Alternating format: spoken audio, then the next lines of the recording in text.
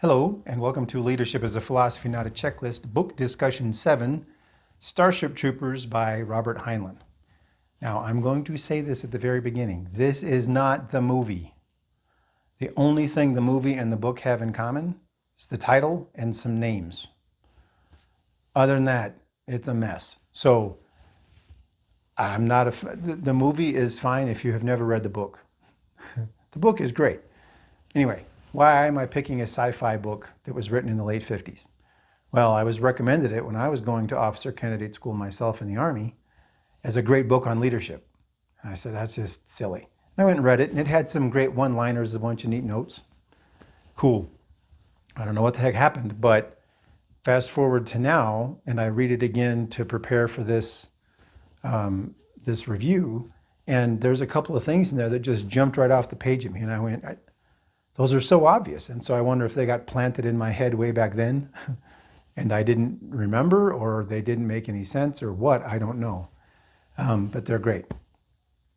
Other thing that I found that was really interesting is that when the book came out, there was a whole bunch of critiques of it that were really weird. I mean, it was a science fiction book, and people were saying all sorts of things about racism and sexism. We'll talk about it a little bit during the review. But one of them was a guy that said, it was another author that I read, that said, these thoughts are interesting but have never been tested, so they're invalid. That just makes no sense to me. Why would you say something like that? They haven't been tested, so are they worthy of testing? I don't know, right? So obviously, some of the lessons that are in there are leadership oriented. Robert Heinlein himself was a graduate of the Naval Academy in 1929, and then served in the Navy for 5 years before going off and doing other things, and then became a writer. So, interesting book. I will talk through some of the things that were quote unquote controversial, but at the same time, I want to talk about what I think he had to say about leadership, because everybody else was saying what they thought he was saying. So I think it's kind of funny that somehow this piece of science fiction that's supposed to take place 700 years in the future, everybody was saying it's an invalid commentary on today. So one, it's fiction, two, it's in the future. Anyway, thought this would be sort of a different take. I am doing in the future, there will be other books, other novels that are leadership oriented. But I thought this would be fun because also this week also this month I'm doing another sci-fi genre thing. So right to the PowerPoint, and as always, I appreciate your time, and here we go.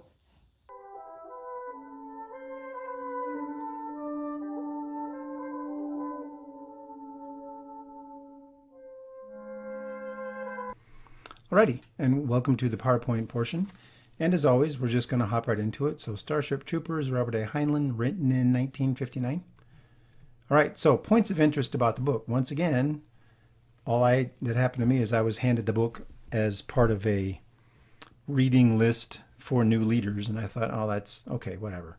So I read the book. This is something that I found interesting, and I talk about it all the time. I was given this book, told to go read it, and then nobody wanted to talk about the lessons that were supposedly important in the book. Well, to me, if you're going to give somebody the idea to go read it, well, then let's at least talk about it. Let's at least hash it out, right? So anyway. So as I said in the intro, Robert Heinlein graduated from the Naval Academy in 1929, then was in the Navy for 5 years, did some contracting, did some support for the government in World War II, but actually really started writing right around World War II time and basically wrote kids' books or youth, teenage type stuff. So he writes the book, and then what I found amazing about it, doing the research, is that there was all this criticism about it. One, it was propaganda because it was pro-military. Okay. And then it was fascist. And the fascist idea was because in the book it talks about the idea that the only people that can vote or can become full citizens in the country, whatever the country was, they had to serve. And the idea was it had to be military service, But I've heard people a lot of times say, well, maybe a couple of years of service wouldn't hurt. I don't know. I think it's an interesting idea, but I'm not sure how that's fascist. Maybe everybody having to be in the military is a problem, but I mean, I didn't think that was a good idea even when I was in the Army, because you don't want somebody who doesn't want to be there. That's not the point of a volunteer force, right? And then it was also labeled as misogynist because it made the statement that all of the best pilots were women. I didn't see anything wrong with that idea. But it's like all the guys were really good at going and getting themselves blown up, and all the best pilots were women. Okay, so well, cool. Everybody's got their competency. Nothing wrong with that.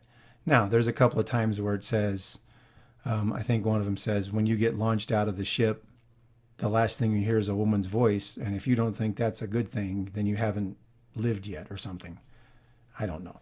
I don't understand why you would get all hyped up about a comment like that in a book that's science fiction that's supposed to happen 700 years in the future. But the amount of hate that this book got, I found almost comical, because you'd think things were more reasonable back in the late 50s, but apparently not. And then the utopianism thing was that, I think it's the next point. Yeah, all of the leaders in the book were wise, and everybody that was in a position of power was handling it responsibly and talked seriously about the power. And it was Michael Moorcock who wrote the Elric saga.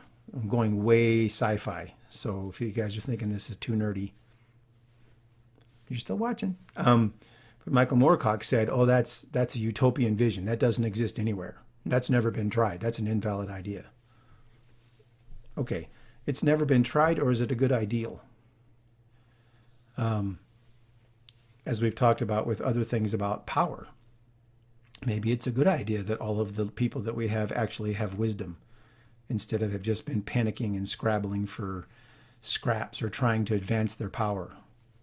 Maybe we have people that have thought soberly and don't want the power, and therefore try to give as much of it back to the people that they're in charge of as they possibly can, and then only take it when they have to do something with it. Anyway, one of my favorite quotes, and there's a whole bunch of one-liners in the book that are leadership zingers, and you use them for little quotes, but they lack depth. And I think when I read it the first time, that's what I thought people wanted me to see, was these little one-liners.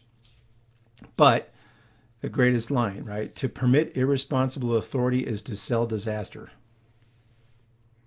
So if you have a bunch of power and you have no responsibility or you have no accountability, what's going to happen?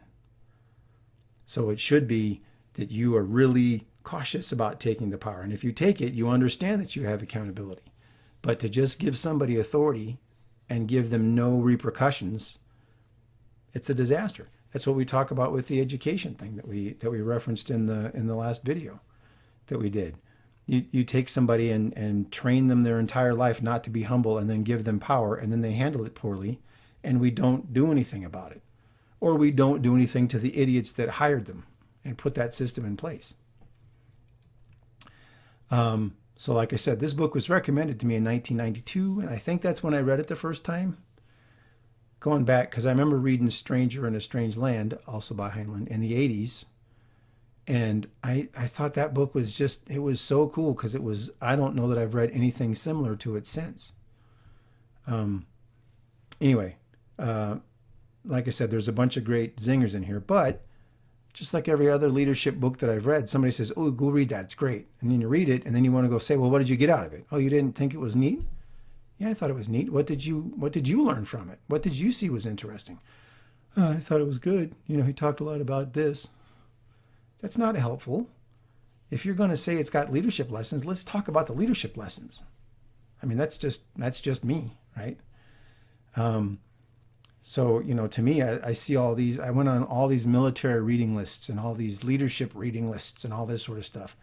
Well, what I really didn't see, and I think would be hilarious if I could finally find one, is you read this book, and, this is the book for this month, and on Friday we're going to go have happy hour at such and such, or we're going to go have lunch, and it's going to be 2 hours, and we're going to talk about lessons from the book. Why not, right? Why not? Ugh. One thing I found interesting too when I was doing research is I found a couple of websites about great books and all this sort of stuff. Went and looked up Robert Heinlein. They didn't list this as one of his significant books. This book, as far as I could tell, because sales figures are weird, this book and Stranger in a Strange Land were his two top-selling books. And he wrote a bunch of them. And they didn't even list it. And I'm going, how prejudiced is that? State the facts. There's nothing worse than not saying something that's true out of fear of I don't know what. It's corrosive and toxic. So I completely lost respect for that website. I'll never use them again. Because it's just like, well, yeah, we don't want to reference that because of perceived whatever. It's fiction. Anyway, I'm getting riled up about it. I don't know why. As I said before, several great one-liners in there that describe examples of leadership, ideal leadership behavior. Lead by example, all this sort of stuff.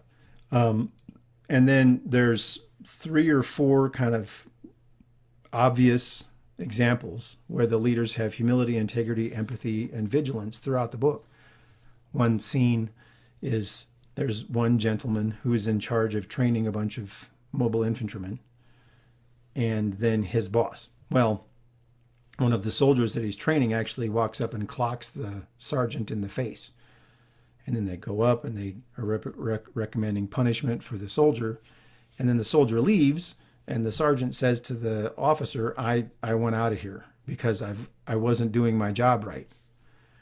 And the officer says, no, you weren't doing your job right. I wasn't doing my job right because I wasn't checking on you. And I wasn't making sure that you were doing the right things. And yeah, you weren't watching either. And that's why you got snuck up on, or why that whole thing happened. But if I fire you, then I have to fire myself because I goofed up as well. So now we're punishing this kid for doing something that he shouldn't have done, that we basically allowed him to do because we didn't keep an eye on him. There you go, right? And so the officer didn't let him go. Then the other one is when the main character is going through officer candidate school, there's the commandant of the school who's in a wheelchair because he got hurt on combat missions. And he talks about it was unnerving because there was like 6 of him. He said you'd be sitting there working on disassembling a weapon, and all of a sudden he was over your shoulder watching. So you never heard him say much, but he was always watching. Well, what have we talked about? The higher up you go in the chain of command, or the higher up you go in the positions of the organization, the less you should do, the less dictates you should put out, and the more you should just go around and check stuff. Because if you've got your vision, you've got your goal, you've got your competence hierarchies, and you're going to attune them, then you got to go around and make sure nothing's out of tune. And if everything's in tune, don't do anything. Leave it alone. But I just love that. He was always watching. He'd be in the class, all of a sudden he's in the back of the class. He's doing this, all of a sudden he's over here. So just neat examples. And then several of the one-liners talk about, integrity.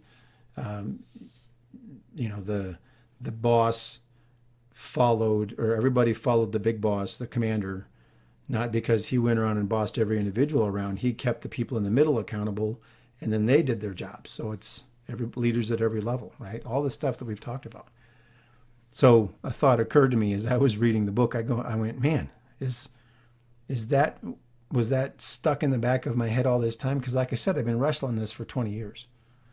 So did that stick in the back of my mind, or is it just so correct? Not my idea. Is it just so correct that it's been talked about over and over and over again?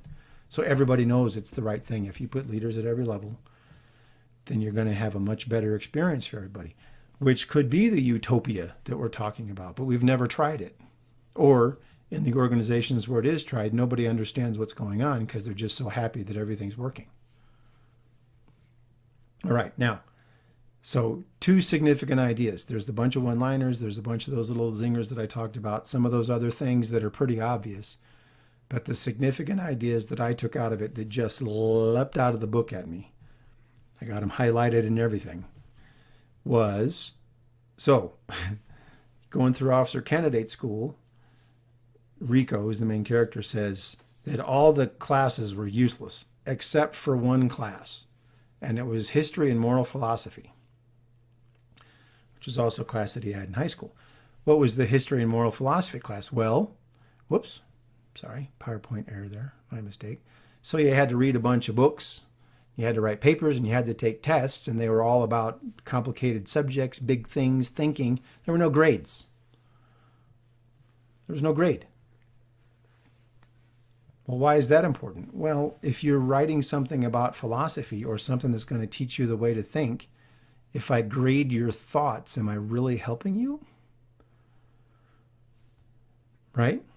And so what ended up happening was the only grade that you got was at the end of the class. The professor, who was a blind major who'd been wounded in the infantry,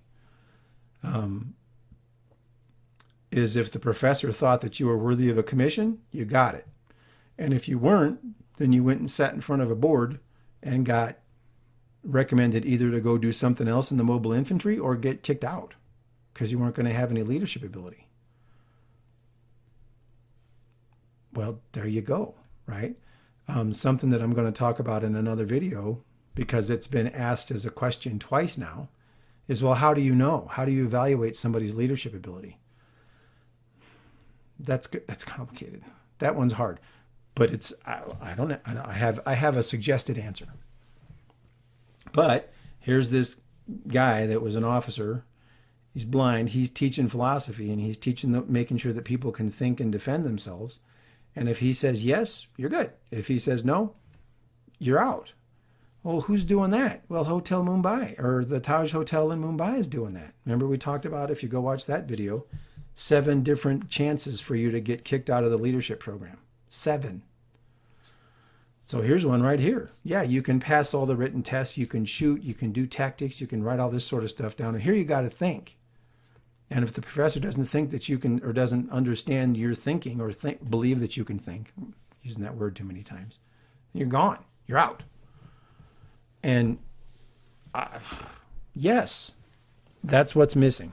And that's what we need. And we'll talk about that more. I may end up doing a whole other video on how to evaluate, my ideas on how to evaluate, because it's complicated, right? None of this stuff is a bullet point answer. Everybody wants a single answer. There isn't one. So I love the description of the character in the book. It said the class worked like a delayed action bomb. You wake up in the middle of the night and think, now, what did he mean by that? Well, that's thinking. That's true thought. That's solitude. That's introspection. That's all of the things that we've talked about that a leader has to do sometimes. Man, I've got a problem. What do I got to do? Just walking around and thinking, and all of a sudden, bling. I mean, when I realized the conclusion, or what finally was the delayed action bomb that got me thinking about this project and finally made all the dominoes fall into place, I was cooking breakfast after coming back from the gym at 6:10 in the morning. And all of a sudden, I almost fell over because it all just clicked. It was bizarre. But what is that? That's prolonged thinking. You sit someone down in a classroom and say, okay, what did Nietzsche mean by this? Remember, I told you before, you can read Nietzsche. Do you understand Nietzsche? I still don't. And I'm trying. I mean, I get it. I get some of it, but man.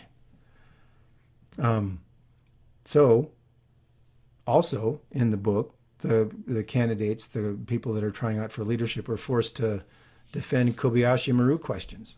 If you haven't seen Star Trek or you don't know what that is, Kobayashi Maru is the no-win scenario.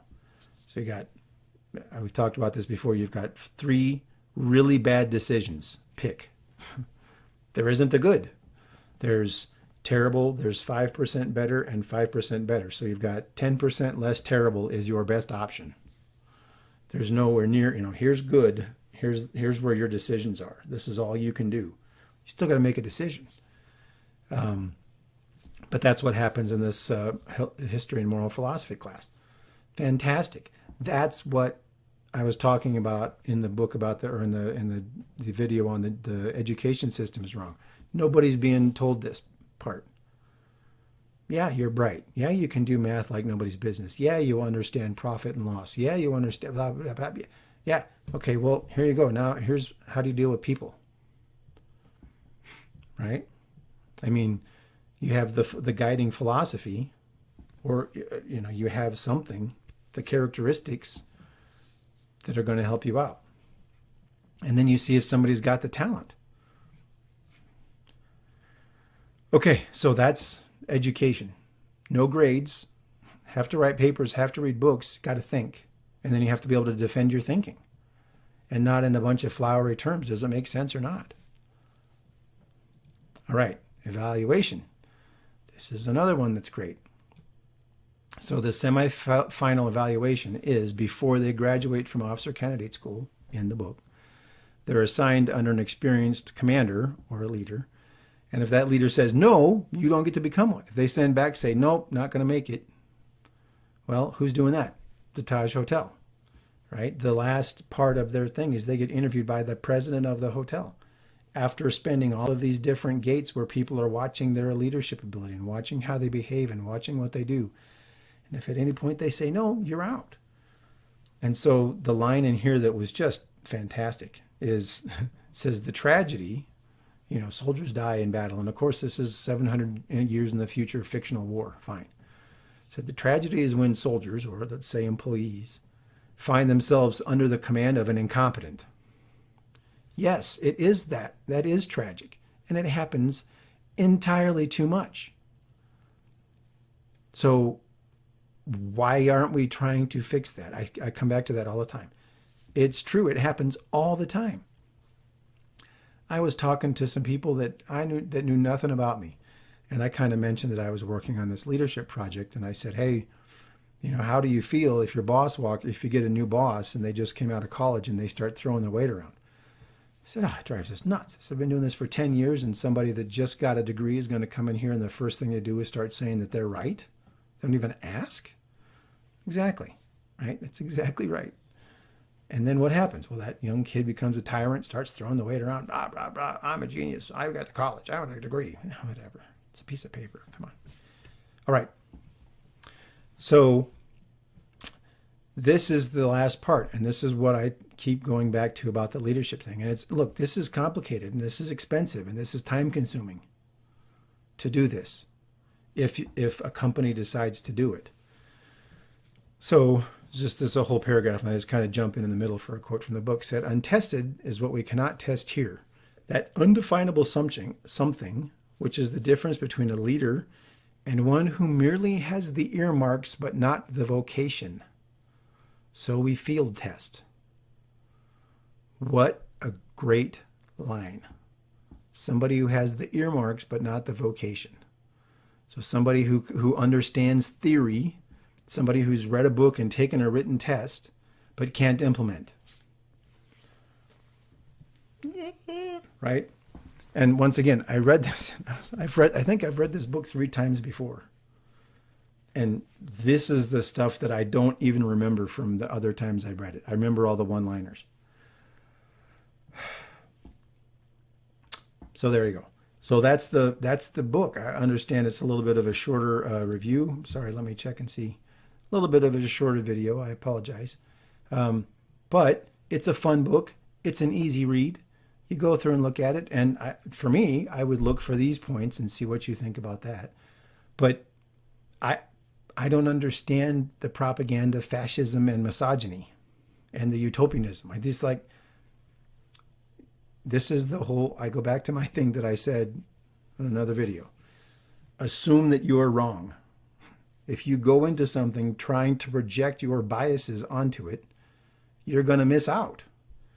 Try to read things like this with a fresh mind. Try to read things with an open, I want to see what ideas might be different in here. Because if you just go in there thinking, I know everything, then you're going to have a problem. But I think that's all that I had to say about the book. So I went and found the original cover art because this is cool. The one that I read, it had to be in the early 90s that I read the book. Written in 1959. And like I said, it's worth it. It's on it's available, and where all your greatest books are sold. But think about that, right? Think about the education that we're going to give somebody that's a leader has to be wisdom, right? It has to be, and then we have to evaluate them for their character. And the character is integrity, humility, empathy, vigilance.